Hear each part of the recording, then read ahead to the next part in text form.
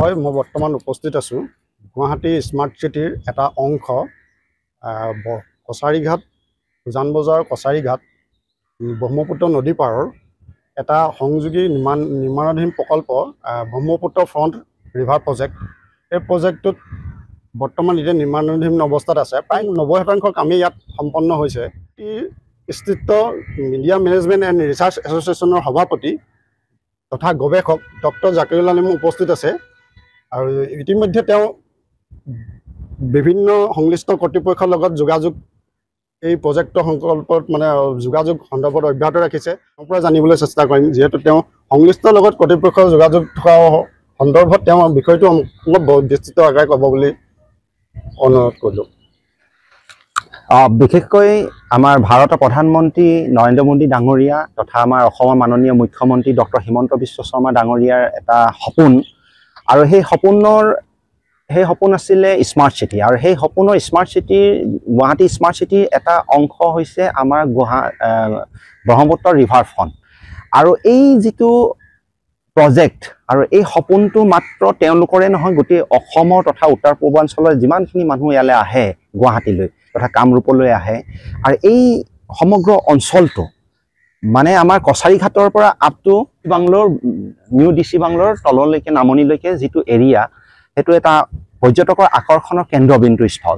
আৰু এই স্থলটো আপোনালোকে দেখিব ব্ৰহ্মপুত্ৰৰ ওপৰতেই প্ৰায় আমাৰ শ্বট দি পিনি এইটো পাৰৰ পৰা একেবাৰে ব্ৰহ্মপুত্ৰৰ অলপ মাজলৈকে নি পিনি এক্সটেণ্ড কৰি পিনি আপোনাৰ এইফালে দেখিব সেইবোৰ উজানবজাৰ কছাৰীঘাটৰ পৰা, তাৰপিছত আমাৰ এইফালে দেখিব আপ টু নিউ DC বাংলোৰলৈকে প্ৰায় 1.2 কিলোমিটাৰলৈকে এইটো প্ৰসাৰিত হৈ আছে। আৰু আমাৰ Brahmaputra river front development project ইয়াত লিখা আছে। এইটো ITDC চিমেণ্টেশ্যনছ ইণ্ডিয়ান লিমিটেডৰ আণ্ডাৰত প্ৰজেক্টটো চলি আছে, আৰু ইয়াত লিখা আছে এপ্ৰক্সিমেট 1.2 কিলোমিটাৰ। আৰু ইতিমধ্যে আমাৰ সেইদিনাখন আমাৰ মাননীয় সংশ্লিষ্ট মন্ত্ৰী আৰবান এফেয়াৰ তথা আমাৰ এই গুৱাহাটী স্মাৰ্ট চিটিৰ ইনচাৰ্জ হিচাপে জয়ন্ত মল্ল বৰুৱা ডাঙৰীয়া আহিছিলে, আৰু মই উপস্থিত আছিলোঁ। তেওঁৰ পৰাও আমি কথাখিনি পাতিছিলোঁ, আৰু তেওঁৰ পৰা অনুমতিও লৈছিলোঁ যে আমি এইখিনি কথা আমি পৰ্যটকসকলৰ কাৰণে তথা আমাৰ গুৱাহাটীবাসী তথা অসমবাসীৰ কাৰণে আমি যাতে কথাখিনি আমি প্ৰচাৰিত কৰিব পাৰোঁ। যে আমাৰ তেওঁ সেইদিনাখনো সংবাদ মাধ্যমত ঘোষণা কৰিলে যে খুব সম্ভৱ নৱেম্বৰ ডিচেম্বৰ মাহতে বা অক্টোবৰ লাষ্টতে এখন মুকলি কৰিব। প্ৰায় 90% কাম সম্পন্ন হৈছে, আৰু সংশ্লিষ্ট বিষয়াসকলৰ লগতো আমি পাতিছিলোঁ কথাখিনি কেইবাদিন ধৰি।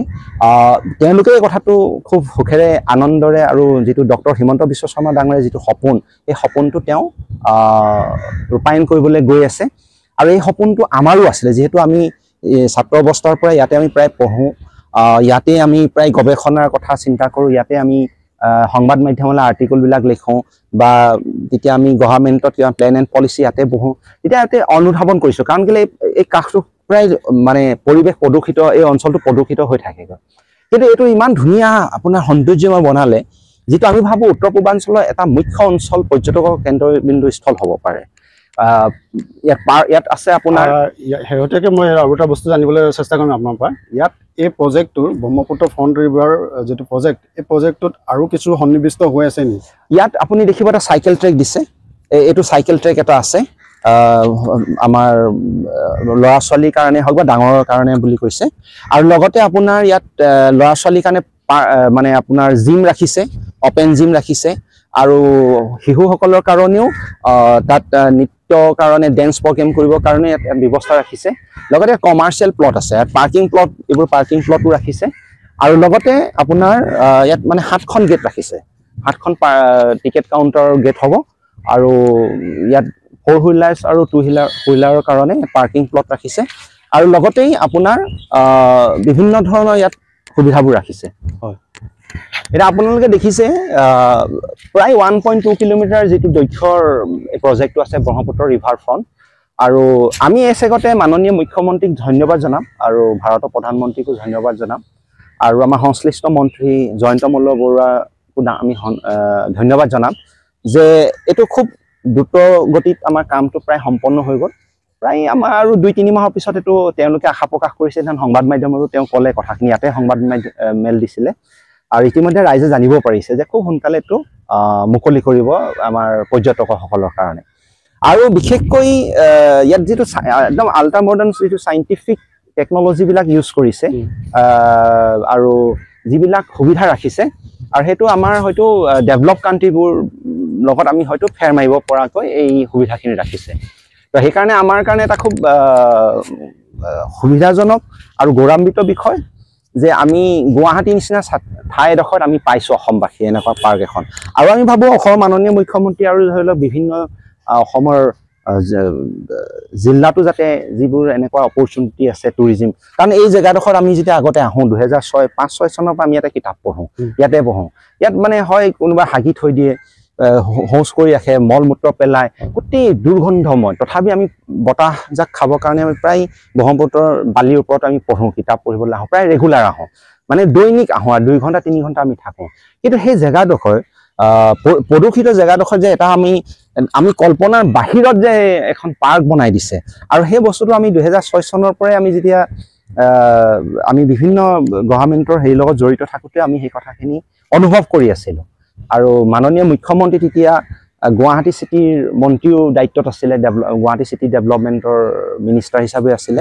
তেতিয়াৰ পৰা তেওঁ এইটো প্ৰচেষ্টা আগবঢ়াই আহিছিলে, আৰু হয়তো সেই সময়ত ফাণ্ড নথকাৰ কাৰণে কিছুমান প্ৰজেক্ট ল'ব পৰা নাছিলে। আৰু এতিয়া স্মাৰ্ট চিটি যিহেতু প্ৰজেক্ট এটা দিলে, তাৰে এটা অংশ বিশেষ হিচাপে আমাৰ এইটোত দিছে। আৰু এইখিনি আমি আগতে চাব পাৰোঁ, আগতে আমাৰ গোটেইখিনি প্ৰজেক্ট আমাৰ।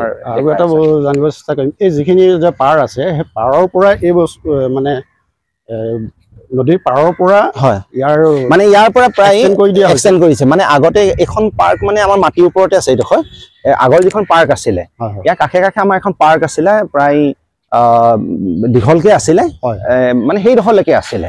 কিন্তু এইখিনি যিডোখৰ মানে আগতে পানী, ইয়াৰ তলত পানী আছে, আৰু মানে আমি কি কৰোঁ আগতে মানে প্ৰায় এতিয়াও এইডোখৰলৈকে তাৰ তললৈকে পানীয়ে আছে, কিন্তু সেই অৰিজিনেল মাটিখিনি সেইটো এশহে আছে।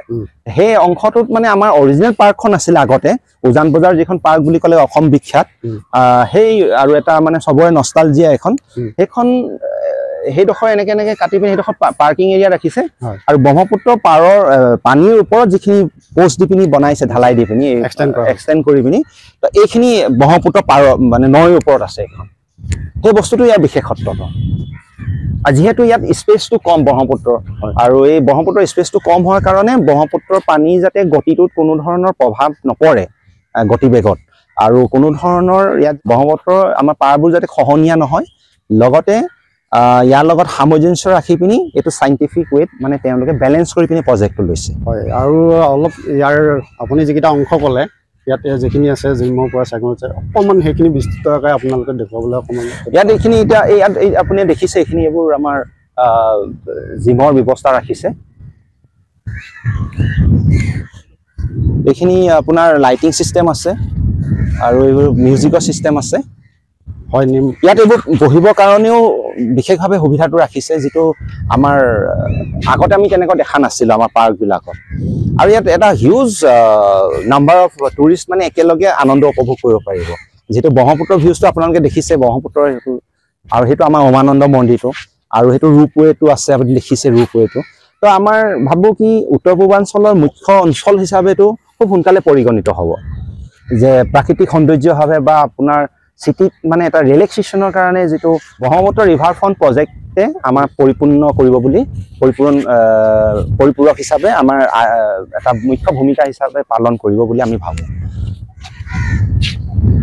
ইতিমধ্যে আমি উজান বজাৰ কছাৰীঘাটৰ পৰা আমি আহি DC বাংলো অভিমুখে আমি গৈ আছোঁ। এনেকৈ আমি ইয়াৰ মাজতো ধুনীয়াকৈ সৌন্দৰ্যময়ভাৱে যিখিনি আমাৰ ফুলগছ ৰোপণ কৰিছে,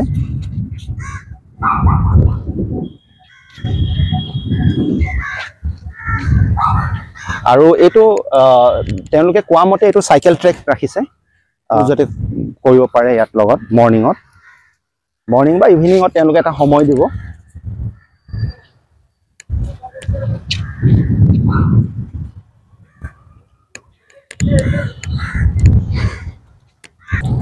সেইটো এটা কি সুন্দৰভাৱে তেওঁলোকে গ্ৰাছ ডিজাইনিং দিছে, গ্ৰাছৰ থ্ৰুৱেদি। এইখিনি যাতে আমাৰ দৰ্শক মানে পৰ্যটকসকলে ইয়াতে বহিব পাৰিব।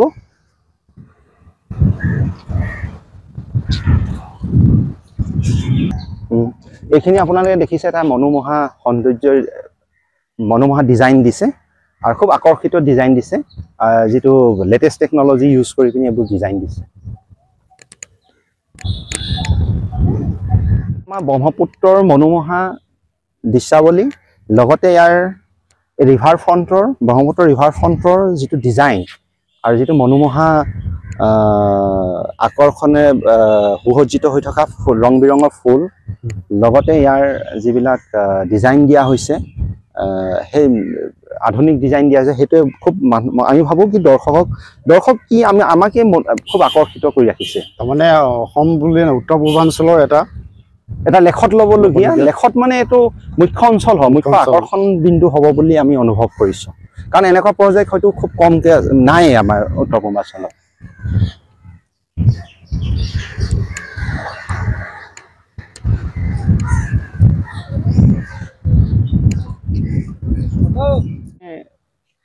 তেওঁলোকৰ আনন্দৰ কাৰণে খেল ধেমালিৰ কাৰণে এইখিনি ব্যৱস্থা কৰা হৈছে আৰু আমি ভাবো এই গুৱাহাটী চিটিৰ নিচিনা জেগাডোখৰত ব্ৰহ্মপুত্ৰৰ যিটো নিৰ্মল বতাহৰ লগতে এই আনন্দ কৰিবলৈ খুব সুবিধা হ'ব আমাৰ শিশুসকলৰ কাৰণে আৰু আপোনালোকে চাইছে দেখিছে আপোনালোকে এই ব্ৰহ্মপুত্ৰৰ যিটো নান্দনিক দৃশ্যাৱলী দেখিছে এখন এইডোখৰলৈ বহল থাকে এইডোখৰৰ পৰাহে ঠেক হৈ যায় এইডোখৰৰ পৰা আপটো মানে আমাৰ হৰাইঘাটৰ ব্ৰিজখনলৈকে ব্ৰহ্মপুত্ৰখন খুব ঠেক বাকীখিনি আমাৰ বহল হৈ থাকে তো আমাৰ উমানন্দটো দেখিছে এইটো পাৰ আৰু এইডোখৰ বহল হৈ থাকে এইডোখৰ পৰা অলপ ঠেক হৈ যায় সেইটো কাৰণে আমাৰ অলপ আগত গৈ পিনি হৰাইঘাটৰ যুদ্ধখনৰ যিটো মেইন কেন্দ্ৰস্থল আছিলে মানে আমাৰ উজান বজাৰ কছাৰীঘাটৰ পৰা আৰু আধা কিলোমিটাৰ গ'লে আমাৰ ইটাখুলি পায় এই ইটাখুলিতে আমাৰ মেইন হৰাইঘাটৰ যুদ্ধখন হৈছিল মানে ইয়াৰ পৰা আপোনাৰ কিমান হ'ব 1 কিলোমিটাৰো নহয়গৈ মানে এক প্ৰকাৰে আমাৰ এফালে আমাৰ হৰাইঘাটৰ যুদ্ধৰ যিটো ঐতিহাসিক ইতিহাস আৰু এফালে আমাৰ ব্ৰহ্মপুত্ৰৰ যিটো মনোমোহা দৃশ্যাৱলী লগতে আমাৰ স্মাৰ্ট চিটি যিটো অংশবিশেষ যিটো এইটো প্ৰজেক্টটো সেইটো আমি ভাবো কি সকলোখিনি যোগ লাগি পিনি এটা বৃহৎ তাৎপৰ্য বহন কৰিছে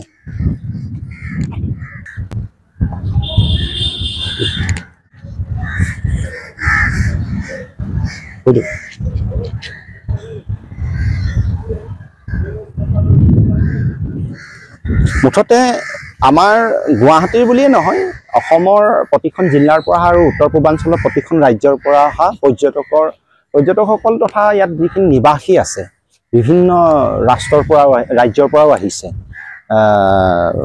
বাহিৰৰ আউট অফ নৰ্থ ইষ্টৰ পৰা যিসকল আহিছে তেওঁলোকে আবেলি সময়ত আমি সৰুৰ পৰা দেখি আহিছো যে ইয়াতে সময় অতিবাহিত কৰে আৰু এইটোৱে মুখ্য অঞ্চল এটা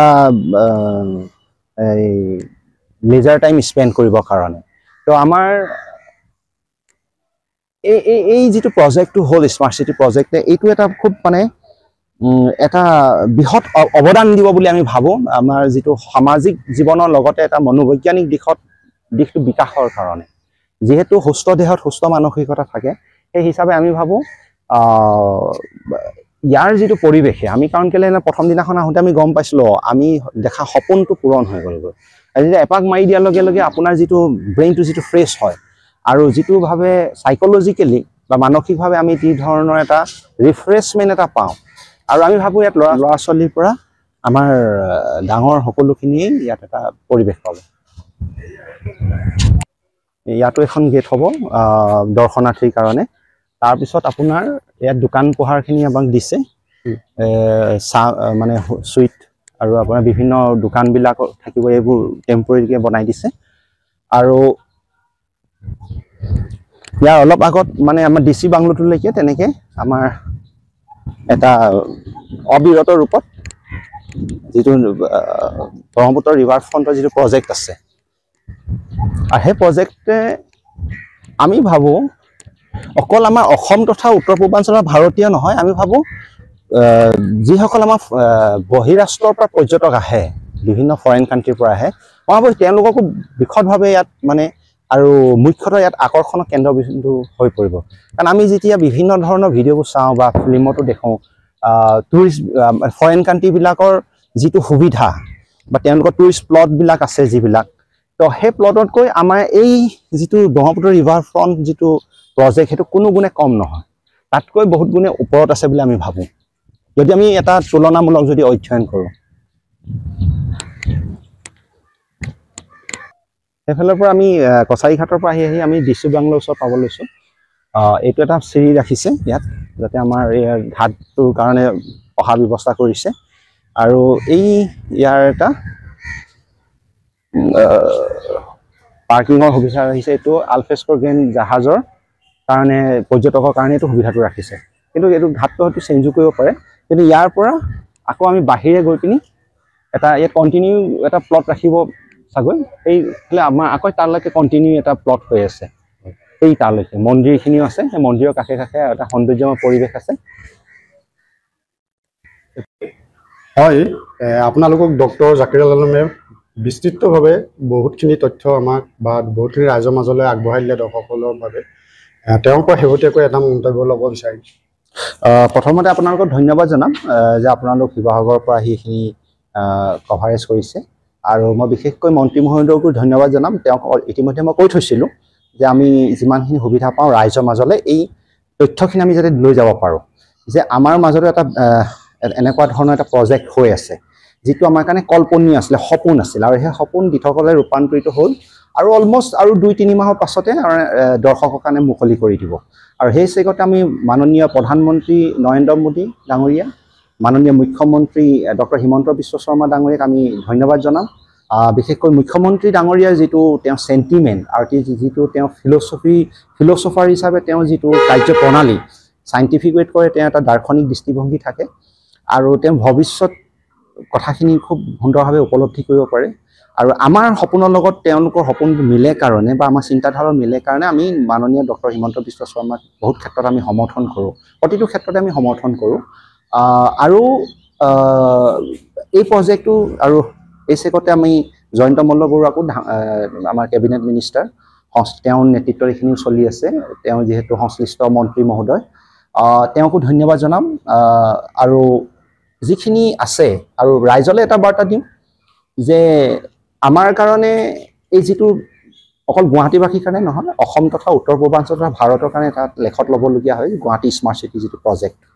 আৰু আমি ভাবোঁ যিহেতু ইয়াত গোটেই ব্ৰহ্মপুত্ৰৰ যদি মনোমোহা দৃশ্যাৱলীৰ পৰা আদি কৰি আপোনালোকে দেখিছেই, যিটো পাৰ্কৰ যিটো দৃশ্যাৱলী, প্ৰজেক্টৰ থ্ৰুৱেদি যিটো দৃশ্যাৱলী তেওঁলোকে মনোমোহাভাৱে সজ্জিত কৰিছে, সুসজ্জিত, আৰু বহুতখিনি চাইণ্টিফিক আৰু টেকন'লজিবোৰ ইউজ কৰিছে, সেই হিচাপে আমি ভাবোঁ সকলোৱে ইয়ালৈ আহিব। আৰু আমি যেনেকৈ আহিলে আগতে উজান বজাৰ ঘাটটো আমি চাবলৈ আহোঁ, উমানন্দ মন্দিৰটো চাবলৈ আহোঁ, গুৱাহাটী মানে উমানন্দ মন্দিৰ আৰু উজান বজাৰ ঘাট, আৰু যদি এই দুটা আমি যদি নাচাওঁ তেনে গুৱাহাটী অহাটো অপূৰণ হৈ পৰে, সেইটো জাতি ধৰ্ম বৰ্ণ নিৰ্বিশেষে। আৰু এটা কামাখ্যা মন্দিৰ আৰু এইফালে চিৰিয়াখানা, ঠিক তেনেদৰে এতিয়া আমি ভাবোঁ এই পাৰ্কখন ব্ৰহ্মপুত্ৰ ৰিভাৰ ফ্ৰণ্টলৈ যেতিয়া নাহে, আমি ভাবোঁ পৰ্যটকসকলৰো প্ৰত্যেকজন পৰ্যটকৰ কাৰণে এটা অপূৰণীয় যাত্ৰা হ'ব বুলি ভাবোঁ। এইখিনি কৈ আমি ৰাইজক আমি ধন্যবাদ জনাওঁ, মুখ্যতঃ আমাৰ মুখ্যমন্ত্ৰী ডাঙৰীয়া, প্ৰধানমন্ত্ৰী ডাঙৰীয়া, জয়ন্ত মল্ল বৰুৱা ডাঙৰীয়া, ইয়াত সংশ্লিষ্ট যিখিনি কৰ্মচাৰী বিষয়ববী আছে তেওঁলোকক আমি ধন্যবাদ জনাওঁ। ধন্যবাদ।